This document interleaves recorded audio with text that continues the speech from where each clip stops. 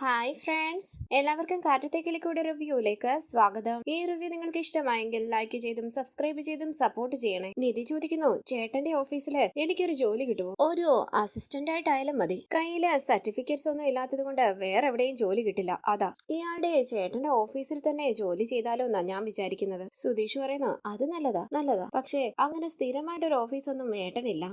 ഓരോ കമ്പനിയുടെയും വർക്ക് മാറി മാറി ചെയ്യുമേ. ചിലപ്പോ തനിയൊരു വർക്ക് ഏറ്റെടുത്ത് ചെയ്യുകയും ചെയ്യും. അപ്പൊ എന്നെ അപ്പോയിന്റ് ചെയ്യാൻ എളുപ്പമായിരിക്കുമല്ലോ. സുധീഷ് ചോദിക്കുന്നു, ആണോ?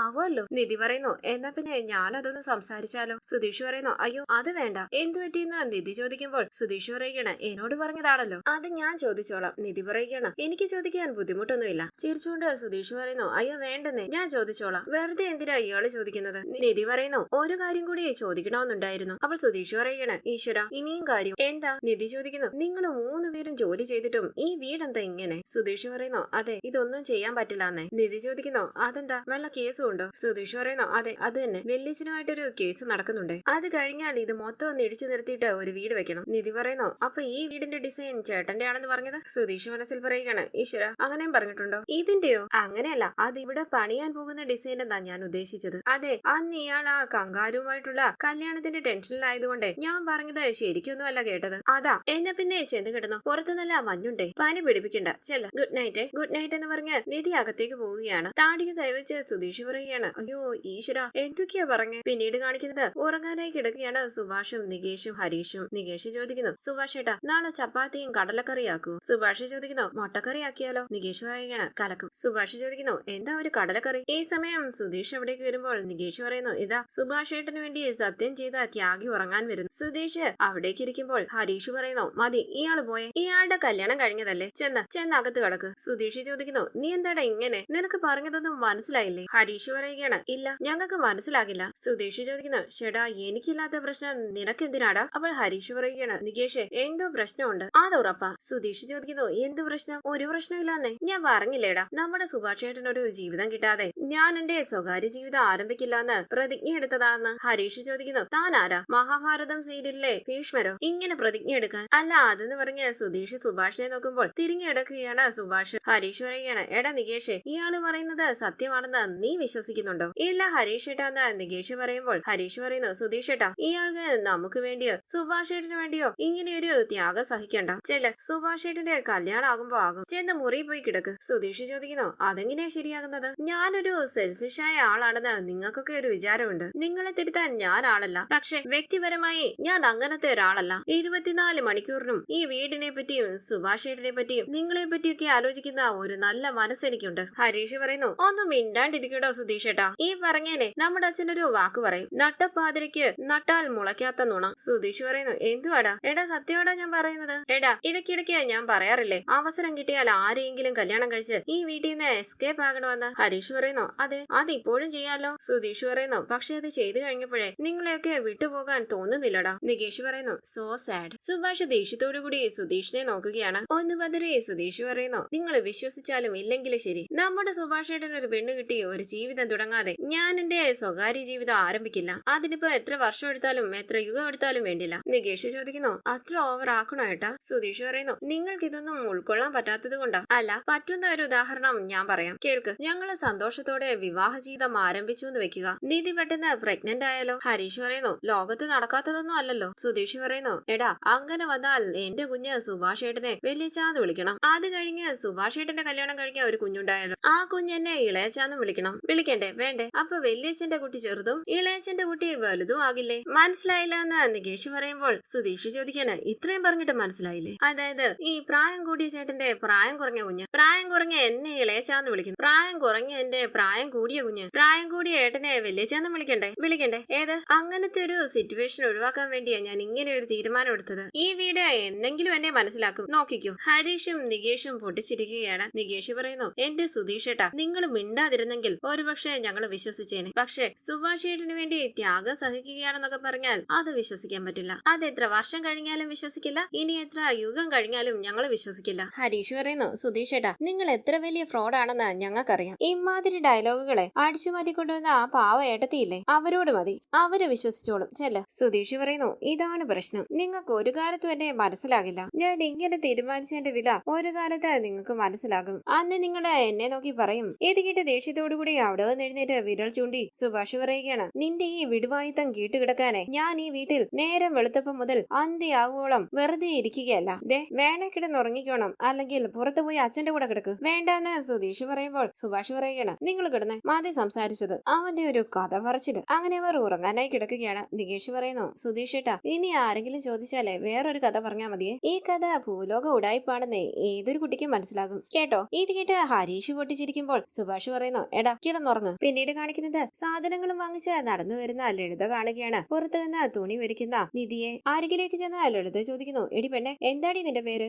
നിധി പേര് പറയുമ്പോൾ ലളിത പറയുകയാണ്, പേരൊക്കെ കൊള്ളാം, ആള് കാണാനും തരക്കേടില്ല. പിന്നെ നിനക്കെന്താടി വേറൊരിടത്തുനിന്നും കെട്ടാൻ ഒരാളെ കിട്ടിയില്ലേ? എടി, തലക്കകത്ത് ആൾ താമസമുള്ള ആരെങ്കിലും ഈ വീട്ടിലെ ചെറുക്കനെ കല്യാണം കഴിക്കും. അല്ലെങ്കിലേ ആളുകളെ സംസാരിച്ച് വീഴ്ത്താനേ ആ ചെറുക്കന് ഒരല്പം മിടുക്ക് കൂടുതലാ. അവൻ നിന്നെ ഓരോന്ന് പറഞ്ഞ് പറ്റിച്ച് കൂടെ കൂട്ടിയതാകുമല്ലേ. മനസ്സിലായി. ദേ, നിന്റെ പ്രായത്തിൽ ഒരു മോള് എന്റെ വീട്ടിലുള്ളത് കൊണ്ട് ഞാൻ പറയുവാ. എന്റെ മോളെ പറ്റിയതോ പറ്റി. 1-2 ദിവസം അവന്റെ കൂടെ കഴിഞ്ഞത് നീ അങ്ങ് മറന്നുകളാം. എന്നിട്ട് എത്രയും പെട്ടെന്ന് രക്ഷപ്പെടാൻ നോക്ക്. ഈ വീട്ടിൽ കഴിഞ്ഞാലേ മാനവും പേരും മാത്രമല്ല, ജീവൻ പോലും ചിലപ്പോ പോയെന്ന് വരും. പണ്ട് ഇവിടെ ഉണ്ടായിരുന്ന ഒരുത്തിയുടെ ജീവൻ അങ്ങനെ പോയതുകൊണ്ടാ ഈ വീട് പോത്തുകളെയും കാളകളെയും കെട്ടുന്ന ഒരു തൊഴുത്തായി മാറിയത്. നിന്നെ പോലൊരു പാവം പശുക്കിടാവ് എങ്ങനെ ഈ തൊഴുത്തിൽ വന്ന് കേറിയെന്ന കഷ്ടം. ഈ സമയം കുറച്ചപ്പുറത്തായി വന്ന ഭാസ്കരൻ ലളിതയും നിധിയും കൂടി സംസാരിക്കുന്നത് കാണുകയാണ്. ലളിത പറയുന്നു, വന്നേന്റെ പിറ്റേന്ന് നീ കരങ്ങി പിടിച്ച് ഇറങ്ങിപ്പോയെന്ന് കേട്ടപ്പോൾ ദേ സത്യത്തിൽ ഞാനൊന്ന് സമാധാനിച്ചതാ. അപ്പൊ ദേ പിറ്റേന്ന് വൈകിട്ട് അവന്റെ കൂടെ അങ്ങോട്ട് പോയതുപോലെ തിരിച്ചു വന്ന് നിൽക്കുന്നു. എന്തേ, നിന്റെ വീട്ടുകാർ നിന്നെ ആട്ടി പുറത്താക്കിയോ? അല്ലാതെ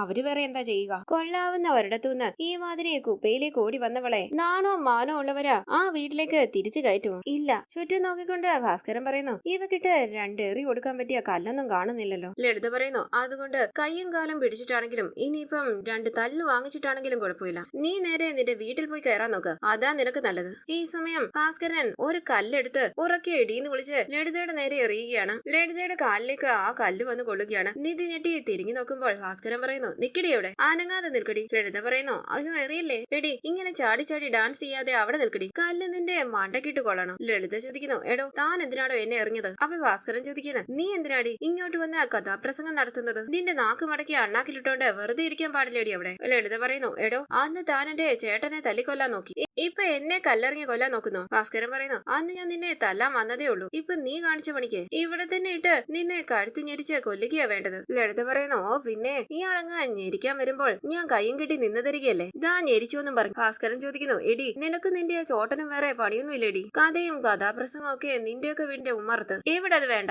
ഇപ്പൊ ഇറങ്ങിക്കോണം ഇവിടുന്ന്. ലളിത പറയുന്നു, താൻ പോടാ അവിടുന്ന്. എടി പറഞ്ഞത് മനസ്സിൽ വെച്ചാൽ നിനക്ക് കൊള്ളാം. ഭാസ്കരൻ പറയുന്നു, എടി നിന്നോടല്ലടി പോകാൻ പറഞ്ഞത്, നിന്നെ ഞാൻ പറഞ്ഞ. ഭാസ്കരൻ അടുത്ത കല്ലെടുക്കുമ്പോൾ, അയ്യോ ഇയാൾ എന്നെ കൊല്ലാൻ വരുന്നേന്ന് പറഞ്ഞ ലളിത അവിടെ ഓടി പോവുകയാണ്. ഓടിടി എന്ന് പറഞ്ഞ കല്ലെടുത്തെറിയുകയാണ് ഭാസ്കരൻ. ഇതെല്ലാം കണ്ട് നിധി ടെൻഷനോട് കൂടി നിൽക്കുമ്പോൾ നിധി തുണി വിരിച്ചിരുന്ന ആയ പൊട്ടി താഴേക്ക് വീഴുകയാണ്. ഭാസ്കരൻ ചിരിച്ചുകൊണ്ട് പറയുന്നു, ഇതേ ഒരു കളിയാണെന്ന് അങ്ങ് കരുതിയാ മതി, നടക്കട്ടെ. ഇത് കണ്ടുകൊണ്ട് ഹരീഷ് പുറത്തേക്ക് ഇറങ്ങി വരികയാണ്. നിധി പറയുന്നു, ആയ പൊട്ടി വീണേനെ എന്തിനാ ഇങ്ങനെ ചിരിക്കുന്നത്? അങ്ങനെ നിധി ആ ആയ വലിച്ചു കെട്ടാനായി ശ്രമിക്കുകയാണ്. അരികിലേക്ക് വന്ന ഹരീഷ് പറയുന്നു, ഇങ്ങി തരൂ. അങ്ങനെ ഹരീഷ് ആയ കെട്ടി കൊടുക്കുകയാണ്. പുഞ്ചിരിച്ച് നിധി താങ്ക്സ് പറയുമ്പോൾ ഒന്ന് മൂളി ഹരീഷ് അവിടെ നിന്ന് പോവുകയാണ്. പിന്നീട് കാണിക്കുന്നത് കിച്ചൺ തൂക്കുന്ന സുഭാഷ് പറയുന്നു, എടാ ഇനി അങ്ങോട്ടും ഇങ്ങോട്ടും നടന്ന് ആ പൊടി മുഴുവൻ ഇങ്ങോട്ട് ചവിട്ടി കയറ്റിക്കോണം, കേട്ടല്ലോ. ഏത് കേട്ട് ഒന്നും മിണ്ടാതെ സുധീഷ് പുറത്തേക്ക് പോയിരിക്കുകയാണ്. ബൈക്ക് തുടച്ചുകൊണ്ട് അവിടെ നിൽക്കുകയാണ് ഹരീഷ്. സുധീഷിന്റെ അരികിലേക്ക് വന്ന സുഭാഷ് ചോദിക്കുന്നു, എടാ നിനക്ക് ജോലിക്ക് പോകണ്ടേ? പോണോന്ന് സുധീഷ് പറയുമ്പോൾ ഹരീഷ് പറയുകയാണ്, എത്ര ദിവസമായി പോയിട്ട്? സുധീഷ് ഏട്ടന്റെ മുതലാളി ഒന്നും പറയില്ലേ? സുഭാഷ് പറയുകയാണ്, ഞാനും അത് തന്നെയാ വിചാരിച്ചത്. അല്ലടാ നീ നിധിയുമായിട്ട് ഒളിച്ചോടിയെന്ന് പറഞ്ഞ് അയാൾ ഇവിടെ വന്ന് എന്തൊരു ബഹളമായിരുന്നു. ഞാൻ കരുതി നീ ജോലിക്ക് ചെല്ലുമ്പോൾ അയാള് നിന്നോട് ഉടക്കാൻ നിൽക്കുമെന്ന്. നോക്ക് പ്രശ്നമൊന്നും ഇല്ലല്ലോ അല്ലെ? സുധീഷ് പറയുന്നു, പ്രശ്നം തന്നെയാ ചേട്ടാ. എന്ത് പറ്റിയിടാന്ന് സുഭാഷ് ചോദിക്കുമ്പോൾ സുധീഷ് പറയുന്നു, ജോലി പോയി, അത് തന്നെ. സുഭാഷ് ചോദിക്കുന്നു, എങ്ങനെ? സുധീഷ് പറയുകയാണ്, ജീപ്പ് ഫ്രണ്ടിന് തിരിച്ചു കൊടുത്തിട്ട് ഞാൻ ജോലിക്ക് പോയതാ. കണ്ടപാടെ കണ്ണുപൊട്ടുന്ന ചീത്ത വിളിച്ചു, ഇനി വരണ്ടാന്നും പറഞ്ഞു. സുഭാഷ് ചോദിക്കുന്നു, എടാ ഈ കല്യാണമാണോ കാരണം? സുധീഷ് പറയുന്നു, അല്ലാതെ പിന്നെ ഞാൻ അയാളെ വഞ്ചിക്കുകയായിരുന്നു അത്രേ. ഹരീഷ് ചോദിക്കുന്നു, അയാളെ വഞ്ചിക്കുകയോ? സുധീഷ് പറയുകയാണ്, എടാ അയാളല്ലേ എന്നെ അങ്ങോട്ട് പറഞ്ഞയച്ചത്, ഞാൻ വിശ്വാസവഞ്ചന കാണിച്ചു അത്രേ. ഹരീഷ് പറയുന്നു, ആ കുട്ടിക്കും കൂടി ഇഷ്ടമായിട്ടാണ് സുധീഷ് ഏട്ടൻ കൂട്ടിക്കൊണ്ടു വന്നതെന്ന് സുധീഷ് ഏട്ടന് പറയാമായിരുന്നില്ലേ? സുധീഷ് പറയുകയാണ്, എടാ ഞാൻ പറയുന്നത് അയാൾ കേൾക്കാൻ തയ്യാറാകണ്ടേ? നിധിയുടെ അച്ഛനും ചേട്ടനും തോമസ് ഏട്ടനെ വിളിച്ച് അത്രയ്ക്ക് പറഞ്ഞിട്ടുണ്ട്. ഇനി അയാള് എന്നെ അവിടെ ജോലിക്ക് എടുക്കില്ല, അതുറപ്പാ. ഇനിയിപ്പോ എന്ത് ചെയ്യുമെന്ന് സുഭാഷ് ചോദിക്കുമ്പോൾ സുധീഷ് പറയുകയാണ്, വേറെ എവിടെയെങ്കിലും ജോലി അന്വേഷിക്കണം. ഒന്ന് രണ്ടിടത്ത് ഞാൻ പറഞ്ഞു വെച്ചിട്ടുണ്ട്, നമുക്ക് നോക്കാം. ചിരിച്ചുകൊണ്ട് ഹരീഷ് പറയുന്നു, ജോലി ഉണ്ടായിരുന്ന കാലത്ത് വീട്ടിലേക്ക് 5 പൈസ തരാറില്ല, എല്ലാം സ്വയം പൊടിച്ചു തീർക്കുകയാണ് പതിവ്. ഇപ്പൊ അതും പോയി, നന്നായി. ഇനി ഇങ്ങേരെയും ഭാര്യയും സുഭാഷ് ഏട്ടൻ നോക്കണമായിരിക്കും. സുഭാഷ് പറയുന്നു, എടാ ഹരീഷ് ചുമ്മാതിരിക്കും. ഹരീഷ് പറയുകയാണ്, ചേട്ടൻ ആദ്യം മിണ്ടാണ്ടിരി. ഇയാളുടെ കല്യാണ ചെലവ് മുഴുവൻ സുഭാഷ് ഏട്ടനല്ലേ നോക്കിയത്, ഇപ്പതാ ജോലിയും പോയി. കല്യാണത്തിന് കടം വാങ്ങിയ കാശ് ഇനിയും സുഭാഷ് ഏട്ടൻ തന്നെ വീട്ടണ്ടേ? സുധീഷ് പറയുന്നു, ദേ അത് നീ അന്വേഷിക്കേണ്ട കാര്യമില്ല, അത്തരം കാര്യങ്ങളിൽ നിന്റെ അഭിപ്രായം ഇവിടെ ആരും ചോദിച്ചതുമില്ല കേട്ടോ. സുഭാഷ് പറയുന്നു, എടാ ഒന്ന് പതുക്കെ. ഹരീഷ് പറയുകയാണ്, ആരെങ്കിലും വാ തുറന്ന് പറയണമല്ലോ സുധീഷ് ഏട്ടാ, ജോലി പോയാൽ വേറെ അന്വേഷിച്ച് കണ്ടുപിടിച്ചിട്ട് വേണം വന്ന് പറയാൻ, അല്ലാതെ വീട്ടിൽ ഇങ്ങനെ കുത്തിയിരിക്കാൻ തുടങ്ങിയാൽ ബാക്കിയുള്ളവര് മടിയിലെടുത്ത് വെച്ച് ലാളിക്കുമെന്ന് വിചാരിച്ചോ? സുധീഷ് പറയുന്നു, എന്നാ പിന്നെ നിന്റെ മടിയിലെടുത്ത് വെച്ച് കൊഞ്ചിക്കാമടാ, നീ ആണല്ലോ വീട്ടിലെ എല്ലാ ചിലവും നോക്കുന്നത്. ഹരീഷ് പറയുന്നു, ഞാൻ എല്ലാ ചിലവുകളും നോക്കുന്നൊന്നുമില്ല, പക്ഷെ ഇയാളെ പോലെയെല്ലാം വേറെ ആളുകളുടെ തലയിൽ വെച്ച് കൊടുക്കാറുമില്ല. സുധീഷ് പറയുകയാണ്, അത് ശരി. എടാ ഞാൻ ചോദിച്ചിട്ടാണോ നിങ്ങൾ ഇതെല്ലാം ചെയ്തത്? സുഭാഷ് ഏട്ടാ റിസപ്ഷൻ വേണമെന്ന് ഞാൻ പറഞ്ഞു, നിങ്ങൾ എല്ലാവരും കൂടി ഓരോന്ന് നിശ്ചയിച്ച് ചെയ്തു വെച്ചിട്ട് ബാധ്യത മാത്രം എന്റെ തലയിൽ, അത് കൊള്ളാലോ. ഹരീഷ് പറയുന്നു, അതെ ഞങ്ങൾ തന്നെ ഏർപ്പാടാക്കിയത്, പക്ഷെ ഇതൊന്നും വേണ്ട എന്ന് പറഞ്ഞ മാറി നിന്നില്ലല്ലോ, സ്റ്റേജിൽ കയറി നിന്ന് ഫോട്ടോയ്ക്ക് പോസും ചെയ്ത് നിന്നതല്ലേ, അപ്പൊ ഉത്തരവാദിത്വം നിങ്ങൾക്കുമുണ്ട്. സുഭാഷ് പറയുന്നു, എടാ മതി ഒന്ന് നിർത്ത്. സുധീഷ് പറയുന്നു, നിന്റെ അസുഖം എന്താണെന്ന് എനിക്ക് മനസ്സിലായി, ഞാൻ കൊള്ളാവുന്ന ഒരു പെൺകുട്ടിയെ കല്യാണം കഴിച്ച് കൂട്ടിക്കൊണ്ടു വന്നതിലുള്ള കണ്ണുകടി അല്ലേടാ. ഹരീഷ് പറയുന്നു, ദേ സുഭാഷ് ഏട്ടാ ഇടയ്ക്കിടയ്ക്ക് ഇത് തന്നെ പറഞ്ഞാൽ എന്റെ സ്വഭാവം മാറുമേ, മര്യാദയ്ക്ക് പറഞ്ഞു കൊടുത്തേക്ക്. സുധീഷ് പറയുന്നു, നീ എന്ത് ചെയ്യോടാ,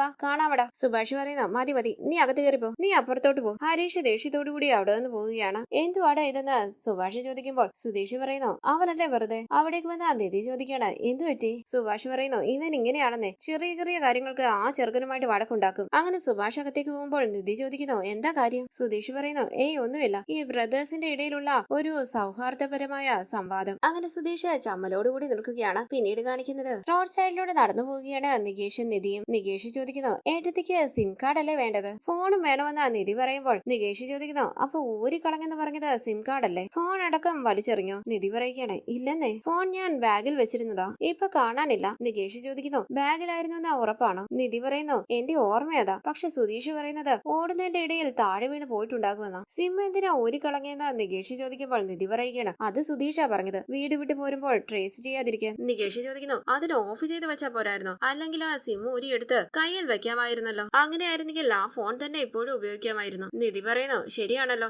ആ ബുദ്ധിയൊന്നും അപ്പൊ പോയില്ല. നികേഷ് പറയുകയാണ്, എഞ്ചിനീയറിംഗും കൊമേഴ്സുമായിട്ടുള്ള വ്യത്യാസം ഇതാ, കൊമേഴ്സുകാർക്ക് കോമൺ സെൻസ് കൂടും. നിധി പറയുന്നു, പോടാ. ആ വഴി വന്ന ഒരു ചേച്ചി പറയുന്നു, ഒന്ന് നിന്നേ മോളെ, നീയല്ലേ ആ ഭാസ്കറിന്റെ വീട്ടിൽ വന്ന ആ പുതുപ്പെണ്ണ? കൂടെയുള്ള ചേച്ചി പറയുന്നു, കണ്ട നല്ലൊരു വീട്ടിലെ കുട്ടിയല്ലേ, നിന്റെ യോഗം മോളെ, അല്ലാതെ എന്തു പറയാനാ, വാ സുശീലേ. അങ്ങനെ അവരവിടെ നിന്ന് പോവുകയാണ്. നികേഷ് പറയുന്നു, ഏട്ടത്തി ആ പോയ ആ ചേച്ചിയുടെ പേര് സുശീല എന്നല്ലേ പറഞ്ഞത്, എന്ത് നല്ല ശീലമാണല്ലേ അവരുടെ. ഇത് കേട്ട് നിധി ചിരിക്കുമ്പോൾ നികേഷ് പറയുകയാണ്, അവരുടെ ഡ്യൂട്ടി കഴിഞ്ഞു, നമുക്ക് പോകാം. അപ്പോൾ നിധി പറയുകയാണ്, ഞാനൊരു കാര്യം ചോദിക്കട്ടെ, എന്താ എല്ലാവരും എന്നെ ഇങ്ങനെ ഒരുമാതിരി നോക്കുന്നത്, നിങ്ങളുടെ വീട് അത്രയും കുഴപ്പം പിടിച്ചതാ, കണ്ടിട്ട് എന്ത് തോന്നുന്നു എന്ന് നികേഷ് ചോദിക്കുമ്പോൾ നിധി പറയുകയാണ്, വീട് പഴയതാ, പിന്നെ അല്ലാതെ വേറെ പ്രത്യേകിച്ച് കുഴപ്പമൊന്നും തോന്നിയില്ല. നികേഷ് പറയുന്നു, ആ വീടൊരു സ്പെഷ്യൽ വീടാണ് ഏട്ടത്തിയമ്മേ, അവിടെ ഉള്ളവരൊക്കെ സ്പെഷ്യൽ ആൾക്കാരും, അതുകൊണ്ട് ഏട്ടത്തിയും സ്പെഷ്യൽ ആണെന്ന് അവർക്ക് തോന്നുക, അപ്പൊ നമ്മൾ എന്ത് ചെയ്യണം, അവരെക്കാളും സ്പെഷ്യൽ ആണെന്ന് കാണിക്കാൻ ദേ ഇങ്ങനെ അങ്ങ് നടക്കണം. അങ്ങനെ നികേഷ് നെഞ്ചും വിരിച്ച് നടക്കുമ്പോൾ നിധി ചിരിച്ചുകൊണ്ട് നികേഷിന്റെ പിന്നാലെ പോവുകയാണ്. തുടർന്ന് നിധി പറയുന്നു, അനിയന്മാരിൽ വെച്ച് സുഭാഷ് ഏട്ടൻ ഏറ്റവും ഇഷ്ടം നികേഷിനെ ആണെന്ന് തോന്നുന്നു. നികേഷ് പറയുന്നു, സുഭാഷ് ഏട്ടന് എല്ലാവരെയും ഇഷ്ടം, ഏറ്റവും താഴെ ആയതുകൊണ്ട് എന്നോടൊരു പൊടിക്കു കൂടുതൽ ഉണ്ടാകും, അത്രേ ഉള്ളൂ. നിധി പറയുന്നു, സുധീഷ് എന്നോട് പറഞ്ഞത് നിങ്ങൾ ചേട്ടാനിയന്മാര് തമ്മില് ഭയങ്കര സ്നേഹമാണെന്ന്, നല്ല അടുപ്പാണെന്നൊക്കെയാ, എന്നിട്ട് സുധീഷും ഹരീഷും തമ്മിൽ എപ്പോഴും അടിയാണല്ലോ. നികേഷ് പറയുകയാണ്, അത് പറയാതിരിക്കുക ഭേദം. ഏട്ടത്തിക്ക് അറിയുമോ, സുധീഷ് ഏട്ടനൊരു കാര്യം വന്നാൽ ആദ്യം ചാടി പുറപ്പെടുന്നത് ഹരീഷ് ഏട്ടനായിരിക്കും, എന്നാലോ നേരിട്ട് കുറച്ചുനേരം സംസാരിച്ചാലോ രണ്ടുപേരും അടിയാ. ചില വീട്ടിലെ നായകളെ കണ്ടിട്ടില്ലേ, തമ്മി ഭയങ്കര അടിയായിരിക്കും, പക്ഷെ പുറത്തുനിന്നൊരു നായ വന്നാൽ രണ്ടും ഒറ്റക്കെട്ടായി വന്ന നായനെ അടിച്ചോടിക്കും, അതുപോലത്തെ ആളുകൾ അവര്. അങ്ങനെ അവർ ഒരു മൊബൈൽ കടയിലേക്ക് ചെല്ലുകയാണ്. നിധി പറയുന്നു, ഒരു ഫോൺ, ഒരു സിം കാർഡും. ഏത് ഫോണാ വേണ്ടതെന്ന് അയാൾ ചോദിക്കുമ്പോൾ നിധി പറയുന്നു, കുറഞ്ഞത് ഏതായാലും മതി. ഒരു ഫോൺ കാണിച്ച് അയാൾ ചോദിക്കുന്നു, ഇത് മതിയോ? മതിയെന്ന് അവർ പറയുമ്പോൾ അയാൾ ചോദിക്കാന് പൊട്ടിക്കട്ടെ. അങ്ങനെ അയാൾ ഫോൺ എടുത്ത് കൊടുക്കുകയാണ്. ശേഷം ഈ സിം കാർഡ് മാഡത്തിന്റെ പേരിലെന്ന് അയാൾ ചോദിക്കുമ്പോൾ നിധി പറയുന്നു, അതെ. നിധി ഫോൺ നികേഷിന്റെ കയ്യിലേക്ക് കൊടുക്കുമ്പോൾ അത് നോക്കിയിട്ട് നികേഷ് പറയുന്നു, നല്ല ഫോണാ. അയാൾ ചോദിക്കുന്നു, ആധാർ കാർഡ് തരും. അയ്യോ എന്ന് പറഞ്ഞ നിധി നികേഷിനെ നോക്കുമ്പോൾ നികേഷ് ചോദിക്കുന്നു, എന്തു പറ്റി? നിധി പറയുകയാണ്, ആധാർ കാർഡ് എടുത്തില്ലടാ, കോപ്പിയുള്ളത് ഫോണിലായിരുന്നു, അത് കളഞ്ഞും പോയി. അയാൾ ചോദിക്കുന്നു, ആധാർ കാർഡുമായിട്ട് ലിങ്കുള്ള ഫോൺ നമ്പർ ഏതാ? നിധി പറയുന്നു, ആ സിം മിസ്സായത്. അയാൾ പറയുകയാണ്, അപ്പൊ അതിന്റെ ഡ്യൂപ്ലിക്കേറ്റ് എടുക്കണം, അതിനാദ്യം പോലീസ് സ്റ്റേഷൻ പോയി ഫോൺ ഫോൺ മിസ്സായെന്ന് പരാതി കൊടുക്കണം. നികേഷ് ചോദിക്കുന്നു, ഏട്ടത്തിക്ക് തൽക്കാലം ഒരു ഫോൺ പോരെ? അങ്ങനെ നികേഷ് ആധാർ എടുത്തു കൊടുത്തുകൊണ്ട് പറയുന്നു, ദാ എന്റെ ആധാർ കാർഡ് വെച്ച് പുതിയ കണക്ഷൻ എടുത്തു. ഇത് ഈസിയാണെന്ന് അയാൾ പറയുമ്പോൾ നികേഷ് പറയുകയാണ്, എന്നാ വേഗം ആയിക്കോട്ടെ. അയാൾ പറയുന്നു, ഒരു ഫോട്ടോ എടുക്കണമായിരുന്നു. നികേഷ് ചോദിക്കുകയാണ്, എന്റെയോ? ഒന്ന് അങ്ങോട്ട് നിൽക്കാമോ? അങ്ങോട്ട് നിൽക്കെന്ന് പറഞ്ഞ് അയാൾ നികേഷിന്റെ ഫോട്ടോ എടുക്കുകയാണ്. നികേഷ് ഓരോ പോസിൽ നിൽക്കുമ്പോൾ അയാൾ പറയുന്നു, അതെ സോഷ്യൽ മീഡിയയിൽ ഇടാനല്ല, ഒന്ന് നേരെ നിന്നാ മതി, പുതിയ കണക്ഷൻ എടുക്കാനാ. തുടർന്ന് അയാൾ പറയുന്നു, 2 മണിക്കൂർ കഴിഞ്ഞ് ആക്റ്റീവ് ആകും. നിധി ചോദിക്കുന്നു, എത്രയായി? അയാൾ പറയുകയാണ്, രണ്ടും കൂടെ 15,200. നിധി ക്യാഷ് എടുത്ത് കൊടുക്കുകയാണ്. പിന്നീട് കാണിക്കുന്നത് സുഭാഷിന്റെ ജോലി സ്ഥലത്തേക്ക് വന്ന സുധീഷ് പറയുന്നു, ഞാനേ നിധിയുടെ അടുത്ത് ഒരു ചെറിയ നുണ പറഞ്ഞു. സുഭാഷ് പറയുകയാണ്, ഒരു നുണ? നീ നുണ മാത്രമേ അവളുടെ അടുത്ത് പറഞ്ഞിട്ടുള്ളൂ എന്ന് പറ. ഇത് കേട്ട് ടെൻഷനോട് കൂടി സുഭാഷിനെ നോക്കുന്ന സുധീഷിനെ കാണിച്ച് ഇന്നത്തെ എപ്പിസോഡ് അവസാനിച്ചു. ഇനി അടുത്ത എപ്പിസോഡ് പ്രൊമോ റിവ്യൂ. വിഷമത്തോടുകൂടി രാജീവിന്റെയും അരുണിന്റെയും അരികിലേക്ക് വന്ന ഹേമ പറയുന്നു, അവള് ചെയ്തത് വലിയ തെറ്റ് തന്നെയാ, സമ്മതിക്കുന്നു. കൊള്ളാവുന്ന ഒരു വീട്ടിലേക്ക് അവള് പോയതെങ്കിൽ പോയി തുലയട്ടെന്നെങ്കിലും വിചാരിക്കാമായിരുന്നു. പറഞ്ഞു മനസ്സിലാക്കി കൂട്ടിക്കൊണ്ട് വന്നാലോ എന്ന് എന്റെ മനസ്സ് പറയുന്നു. ഇത് കേട്ട് മുഖത്തോട് മുഖം നോക്കുകയാണ് രാജീവും അരുണും. പിന്നീട് കാണിക്കുന്നത് സുഭാഷിന്റെ പെണ്ണുകാണൽ ചടങ്ങിനെ കുറിച്ച് സംസാരിക്കുകയാണ് സുഭാഷും നികേഷും. തൊട്ടരികിൽ നിധിയുണ്ട്. നികേഷ് പറയുന്നു, സുഭാഷ് ഏട്ടൻ ഇതുവരെ എത്ര പെണ്ണ് കണ്ടു എന്നാ വിചാരം? 13 പേരെ. ഇത് കേട്ട് കണ്ണു തള്ളി നിധി ചോദിക്കുന്നു, എന്നിട്ട് ആരെ ഇഷ്ടപ്പെട്ടില്ലേ? നികേഷ് പറയുകയാണ്, അവസാനം പോയ വീട്ടിലെ പെൺകുട്ടിക്ക് പരിപ്പുവട ഉണ്ടാക്കാൻ വരെ പഠിപ്പിച്ചതാ. ഇതെല്ലാം കേട്ട് നിധിയെന്ന് നോക്കിയിട്ട് ചമ്മലോടുകൂടി നിൽക്കുകയാണ് സുഭാഷ്. വരാനിരിക്കുന്ന എപ്പിസോഡ് വിശേഷങ്ങളുമായി വീണ്ടും കാണാം. Thank you for watching. Please subscribe, like, share my channel.